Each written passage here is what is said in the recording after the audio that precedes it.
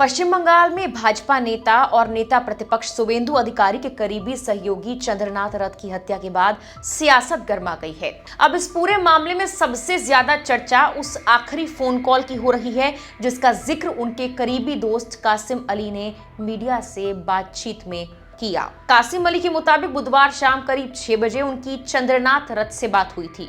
उन्होंने बताया कि चंद्रदा ने उन्हें निजाम पैलेस आने के लिए कहा था, वहां बैठकर चाय पीने, बातचीत करने और भाजपा की चुनावी जीत का जश्न मनाने की बात हुई थी। कासिम ने कहा कि उन्होंने उस दिन जाने से मना कर दिया और अगले दिन मिलने की बात कही। उन्हें क्या पता था कि ये उनकी आखिरी बातचीत होगी। कासिम अली का कहना है कि फोन पर चंद्रनाथ रथ पूरी तरह सामान्य लग रहे थे। बातचीत में कहीं भी डर या खतरे जैसी कोई बात महसूस नहीं हुई, लेकिन कुछ घंटों बाद जो हुआ उसने पूरे बंगाल की राजनीति को हिला दिया। हत्या के बाद कासिम अली ने बेहद कड़ा रुख अपनाते हुए आरोपियों के खिलाफ सख्त कार्रवाई की मांग की। उन्होंने कहा, बंगाल में अपराधियों के हौसले इतने बढ़ चुके हैं कि अब केवल गिरफ्तारी नहीं बल्कि कठोर कार्रवाई की जरूरत है। उन्होंने ये भी कहा कि जो लोग इस वारदात में शामिल हैं उन्हें कानून के तहत ऐसी सजा मिलनी चाहिए जिससे दोबारा कोई ऐसी घटना करने की हिम्मत ना करे। उन्होंने दावा किया कि ये हमला अचानक नहीं था बल्कि पूरी तैयारी के साथ किया गया था। उनके मुताबिक हमलावरों को चंद्रनाथ रथ की गतिविधियों और आवाजाही की पूरी जानकारी थी। कासिम अली ने यह भी आरोप लगाया कि लंबे वक्त से रेकी की जा रही थी। हालांकि पुलिस ने अभी तक इन दावों की आधिकारिक पुष्टि नहीं की है। बता दें कि पश्चिम बंगाल में चुनाव परिणाम आने के बाद कार्यवाहक सरकार काम कर रही है। घटना के बाद भाजपा ने इसे टीएमसी की गुंडागर्दी का उदाहरण बताया। वहीं सत्ता गंवा चुकी टीएमसी इस मामले की सीबीआई जांच की मांग कर रही है। सोशल मीडिया पर यह मामला तेजी के साथ चर्चा में है और लोग लगातार सुरक्षा व्यवस्था पर सवाल उठा रहे हैं। पुलिस की शुरुआती जांच के अनुसार चंद्रनाथ रथ अपनी कार से मध्यग्राम इलाके से गुजर रहे थे, तभी कुछ संदिग्ध वाहन उनका पीछा करने लगे। बताया जा रहा है कि एक कार ने आगे आकर उनकी गाड़ी की रफ्तार कम कराई। इस दौरान बाइक पर सवार हमलावर बेहद करीब पहुंचे और गोलियां चला दी। फायरिंग इतनी जबरदस्त हुई कि चंद्रनाथ को संभलने तक का मौका नहीं मिला। गंभीर हालत में उन्हें अस्पताल पहुंचाया गया, लेकिन डॉक्टर्स उन्हें बचा नहीं सके।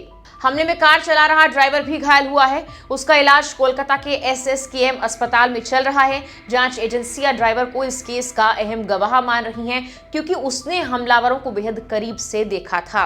प्रत्यक्षदर्शियों ने पुलिस को बताया कि हमले में इस्तेमाल की गई बाइक पर नंबर प्लेट नहीं थी। इस वजह से जांच एजेंसियां इस वारदात को पहले से रची गई साजिश मानकर चल रही हैं।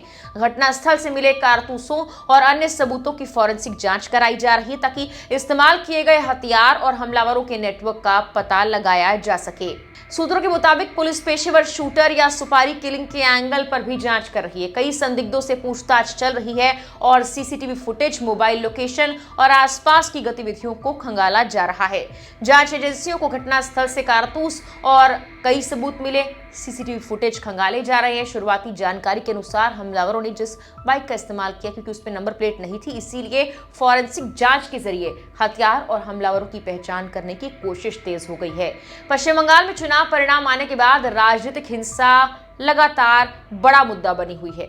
कई जिलों में झड़प, फायरिंग, तोड़फोड़ की खबरें आई। टाइम्स ऑफ इंडिया की रिपोर्ट के अनुसार चुनाव परिणाम आने के तुरंत बाद हावड़ा, बीरभूम और उत्तर 24 परगना समेत कई इलाकों में भाजपा और टीएमसी समर्थकों के बीच हिंसक टकराव हुए। कुछ मामलों में लोगों की मौत और कई के घायल होने की खबर भी है।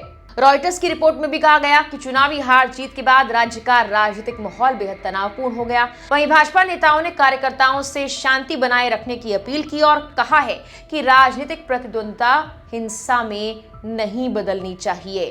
फिलहाल के लिए इस वीडियो में इतना ही।